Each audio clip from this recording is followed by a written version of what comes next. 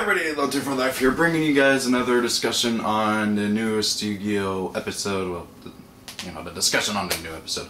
Anyways, this episode is, oh god, what episode was it? I keep losing track. It is episode 55.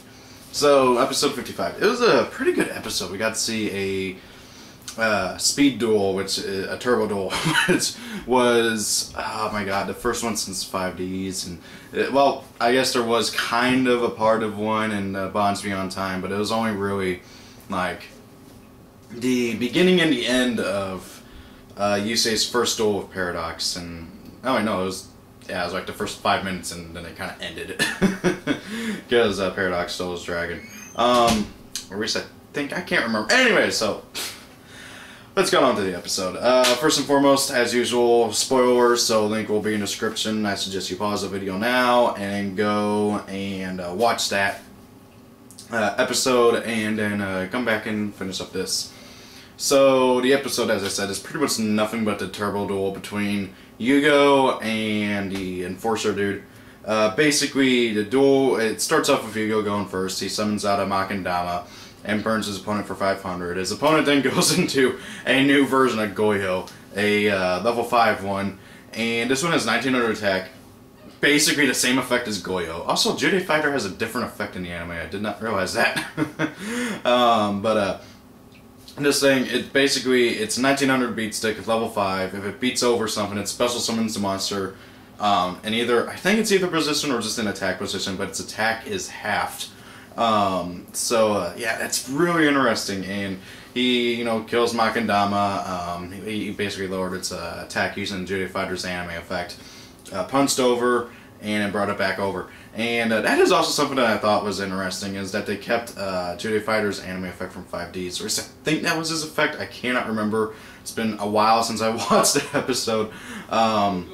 So yeah, whatever, that was pretty cool. And then Yugioh, it's his turn, and he summons out this new little thing. It's a new one of his monsters, the Speedwords, which I really hope we get one of these days because they're a really awesome archetype.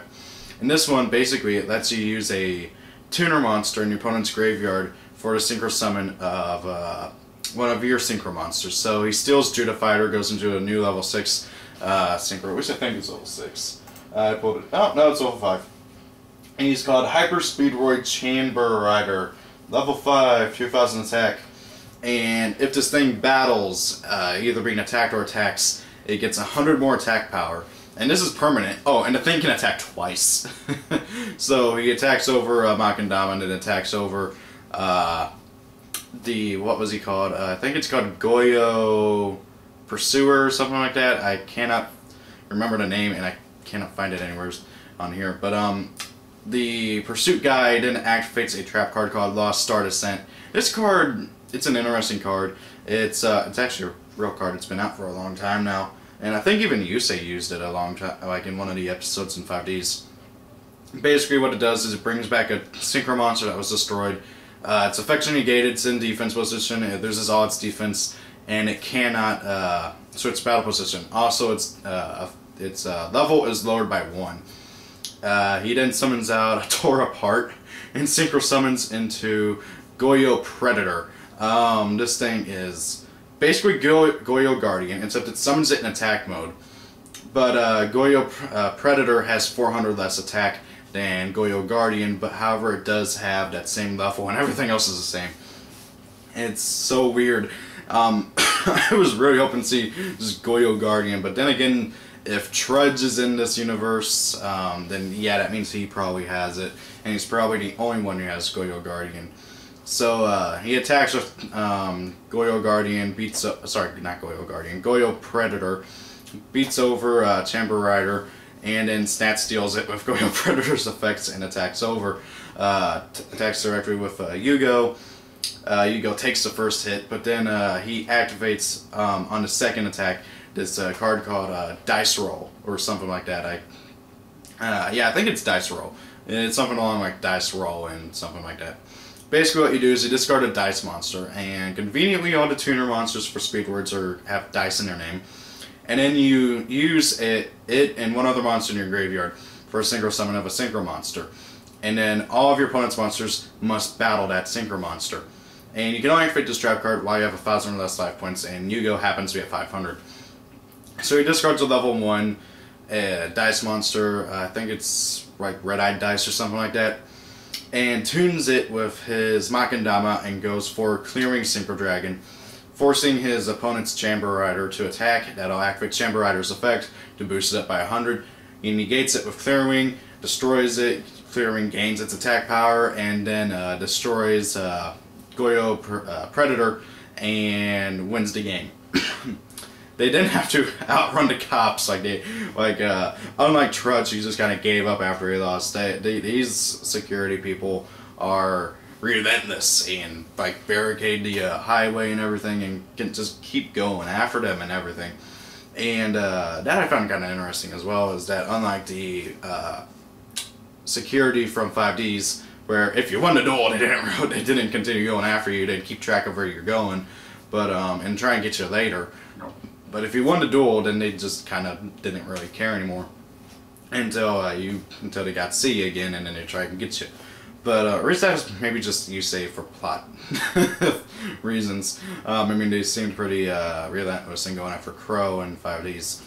So Yugioh gets away. And all while they're doing this, there's like this reporter lady, and she's doing it for the news and everything. And I guess she somehow knows Yugioh. That is my guess. Because whenever he got away, she's like, oh wow, he actually managed to get away or something. But she seemed like really worried for him. It was either that or she was worried about him getting away. I don't know, but I kind of got the feeling that she was kind of like secretly rooting for him, which would be interesting.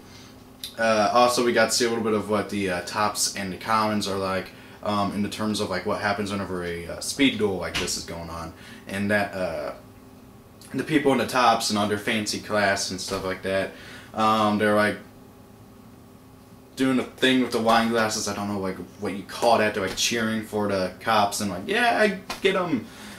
And I just love like the sheer difference in like the tops from the commons, because like whereas the tops they're being polite, they're like being quietly cheering, like they aren't like getting all hyper up and crazy. The commons are like, oh yeah, go.